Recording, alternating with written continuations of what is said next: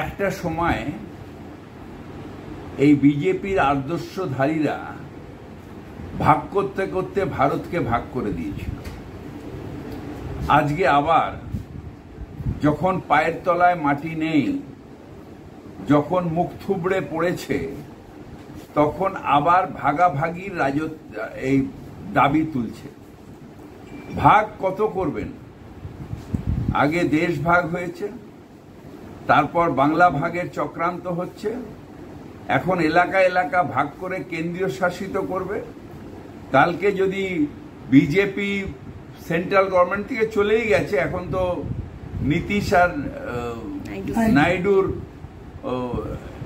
Dependent অ্যালায়েন্সে রয়েছে, যদি সেটাও চলে যায় তখন বলবে যে যে টুকরোগুলো বিজেপি জিতেছে সেইগুলোকে আলাদা করে দেশ করতে হবে। এর তীব্র প্রতিবাদ করছি। ভারতবর্ষ এক, বাংলা এক।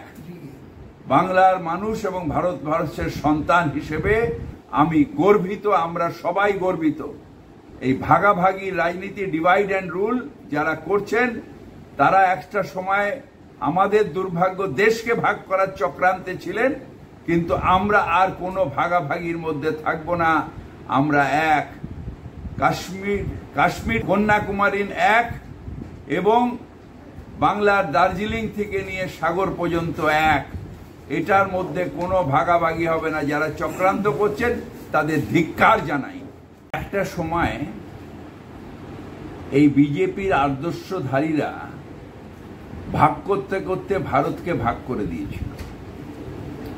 আজকে আবার যখন পায়ের তলায় মাটি নেই, যখন মুখ থুবড়ে পড়েছে, তখন আবার ভাগাভাগির এই দাবি তুলছে। ভাগ কত করবেন? আগে দেশ ভাগ হয়েছে, তারপর বাংলা ভাগের চক্রান্ত হচ্ছে, এখন এলাকা এলাকা ভাগ করে কেন্দ্রীয় শাসিত করবে। কালকে যদি বিজেপি সেন্ট্রাল গভর্নমেন্ট থেকে চলেই গেছে, এখন তো নীতিশ আর নাইডুর ডিপেন্ডেন্ট অ্যালায়েন্সে রয়েছে, যদি সেটাও চলে যায় তখন বলবে যে যে টুকরোগুলো বিজেপি জিতেছে সেইগুলোকে আলাদা করে দেশ করতে হবে। এর তীব্র প্রতিবাদ করছি। ভারতবর্ষ এক, বাংলা এক। বাংলার মানুষ এবং ভারতবর্ষের সন্তান হিসেবে আমি গর্বিত, আমরা সবাই গর্বিত।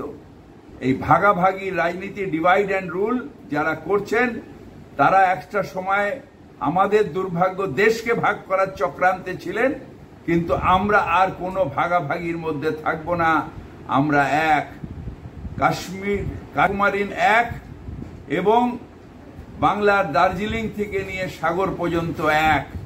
এটার মধ্যে কোনো ভাগাভাগি হবে না। যারা চক্রান্ত করছেন তাদের ধিক্কার জানাই।